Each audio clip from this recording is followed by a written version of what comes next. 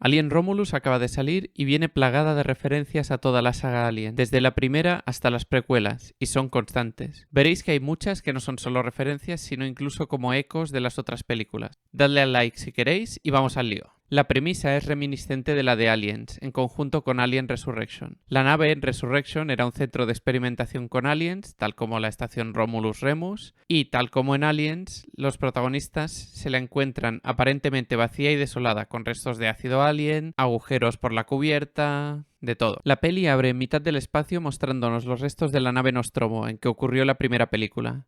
La Nostromo, por supuesto, explotó al darle a Ripley la orden de autodestrucción para ella escapar en la cápsula de salvamento.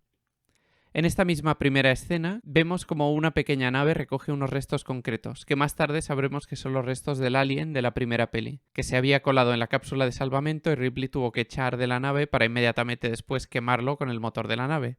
Esto nos demuestra que no tuvo el efecto esperado y consiguió entrar en una especie de estado de crisálida después de que lo quemara con el motor. Más tarde veremos a este mismo alien colgando, muerto, en la sala en la que los protagonistas de Romulus hablan con el androide Rook. Aún tiene el gancho clavado que le disparó Ripley para sacarlo de la nave. Poco después de entrar en la estación espacial, el personaje de Bjorn no para de insultar a Andy, el sintético, el hermano de Rain. Este le dice que prefiere el término humano artificial, tal como decía Bishop en Aliens. I prefer the term artificial person myself. Cuando van a por el líquido de criogenización y se encuentran en la sala llena de agua y de chupacaras, recuerda mucho a los aliens nadando en Alien Resurrection. Esto no lo digo solo yo, Fede Álvarez, director de la peli, lo comenta él mismo en una entrevista, que aquella escena en Resurrection le inspiró para esta escena en Romulus.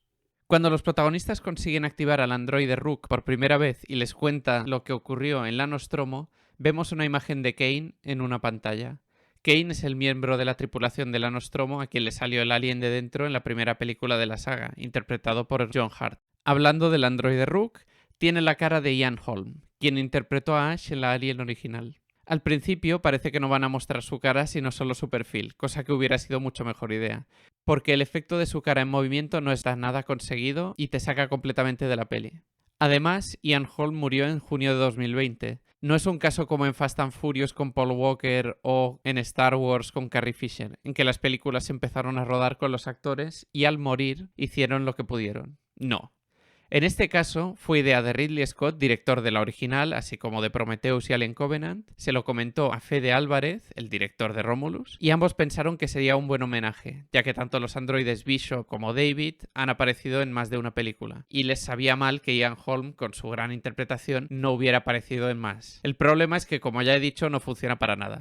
La expresión no es natural, y no solo eso, sino que además no es un simple cameo. Sigue apareciendo de forma semiconstante durante todo el resto de la película y te saca completamente cada vez que sale. Por lo menos le pidieron permiso a la viuda de Ian Holm, pero dudo que se imaginara que el resultado sería tan espantoso cuando aceptó. Por cierto, estoy bastante seguro de que se llama Rook en referencia a Bishop de Aliens, ya que Bishop y Rook son ambas piezas de ajedrez en inglés. Bishop es un alfil y Rook es una torre.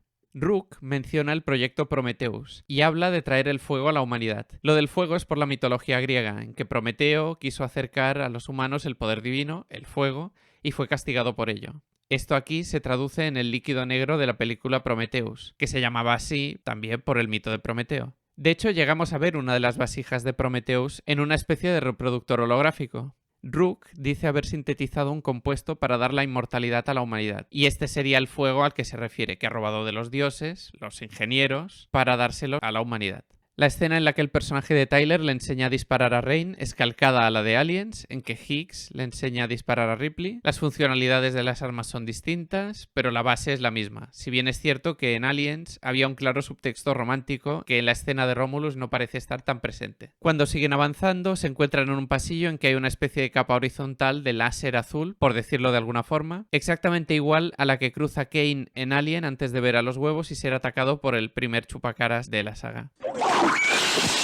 En ese mismo pasillo, al fondo, descubren a Kay, personaje interpretado por Isabela Merced, que aún no ha sido fecundada y la rescatan. Ese pasillo, con aspecto biológico y pringoso, es como el nido de los aliens en aliens, así como las personas pegadas a las paredes, que son como las que descubren los marines coloniales en la colonia de Hadley's Hope en Aliens. En ese mismo pasillo, cuando han rescatado a Kay, el androide Andy se queda atrás, mientras Kay y Rain suben en el ascensor, cosa que nos recuerda mucho a Aliens, ese mismo ascensor por el que subía Ripley y después bajaba para volver a recoger a Newt. Tanto es así que Rain decide hacer como Ripley con Newt y volver a bajar para rescatar a Andy.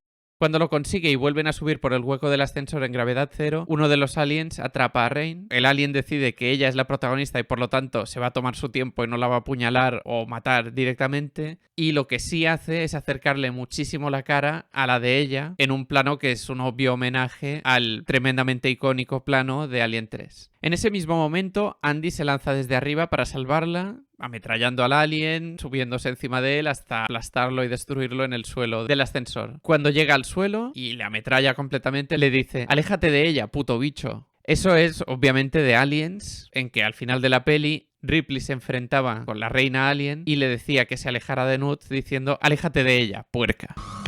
Get away from her, you bitch! Hablando de frases de otras pelis, Rook les dice que no podrán salvarse, pero cuentan con su simpatía. Esto es, una vez más, de la primera Alien, en que Ash, interpretado por Ian Holm, como comentaba antes, una vez descabezado, les dice esto mismo a los miembros con vida de la tripulación de la Nostromo. I can't lie to you about your chances, but you have my sympathies.